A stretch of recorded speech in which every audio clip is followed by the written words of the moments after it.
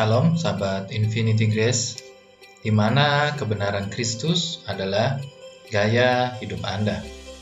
Kembali lagi dengan saya tanggal 20 November.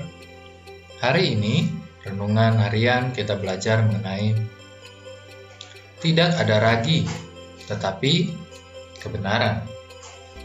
Kita buka di kitab Imamat pasal 2 ayat 11. Suatu korban sajian yang kamu persembahkan kepada Tuhan, janganlah diolah beragi, karena dari ragi atau dari madu, tidak boleh kamu membakar sesuatu pun sebagai korban api-apian bagi Tuhan. Demikian firman Tuhan mengenai roti sajian, ragi, dan madu.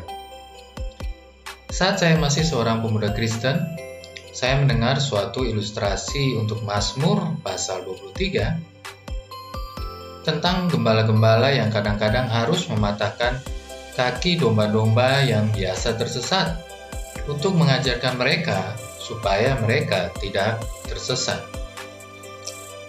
Pengajaran itu adalah pengajaran yang salah.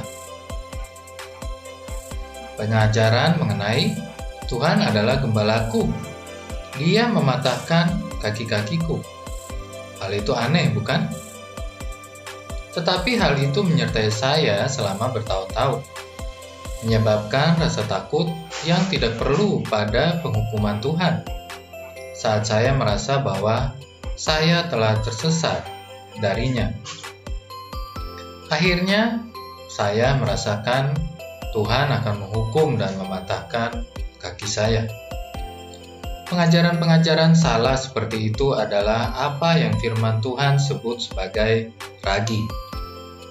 Itulah sebabnya Yesus memperingatkan murid-muridnya, berjaga-jagalah dan waspadalah terhadap ragi orang Farisi dan Saduki, seperti di kitab Matius pasal 16 ayat 6. Ragi orang Farisi adalah doktrin mereka tentang hukum, yang menghakimi dan menghukum orang yang gagal mematuhi hukum Taurat. Ragi orang Saduki adalah doktrin mereka akan kemanusiaan yang tidak memperhitungkan hal-hal dari Tuhan dan mengajarkan bahwa segala sesuatu dapat dijelaskan dengan menggunakan akal sehat atau ilmu pengetahuan. Saat Tuhan memberitahukan umatnya dalam Imamat pasal 2 ayat 11, suatu korban sajian yang kamu persembahkan kepada Tuhan janganlah diolah beragi. Kita diingatkan bahwa cara kita menghargai Yesus, korban tepung sajian kita, yaitu Yesus, tidak boleh dicampur dengan pengajaran-pengajaran yang salah.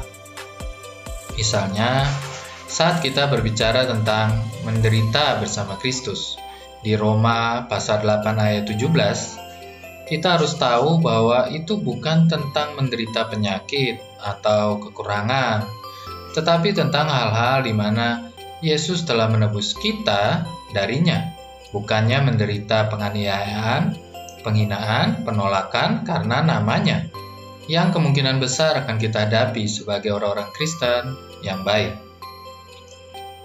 Sahabat terkasih, apa yang Anda percayai tentang Yesus memang penting, karena Roh Kudus memberi kesaksian hanya tentang kebenaran.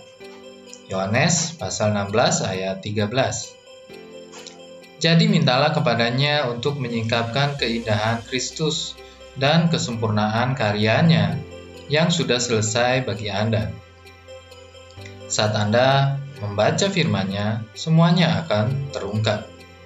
Carilah dalam firman bagaimana Kristus telah menebus Anda dari setiap kutuk dan membayar untuk Anda, supaya Anda menikmati semua berkat Tuhan dengan pengorbanannya di kayu salib. Sahabat yang terkasih, buanglah ragi apapun dalam kepercayaan Anda. Percayalah dan nyatakanlah bahwa Anda telah disembuhkan, tidak sakit, persediaan yang melimpah, bukan dalam kekurangan, dan semuanya benar di dalam Kristus. Dan saat Anda mulai mempercayai dan mengakui kebenaran-kebenaran Tuhan, pengurapan Roh Kudus akan dilepaskan untuk terobosan yang Anda butuhkan. Renungkan benar hal ini. Apa yang Anda percayai tentang Yesus memang penting, karena Roh Kudus memberikan kesaksian hanya tentang kebenaran.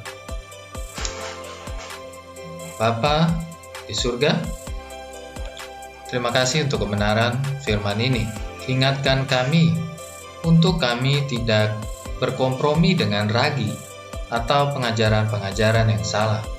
Pengajaran tentang Tuhan yang menghukum, Tuhan yang mematahkan kaki domba-dombanya, atau pengajaran lain yang seolah-olah Tuhan memberi hukuman, sebab sesungguhnya hukuman sudah selesai di atas kayu salib bagi kami.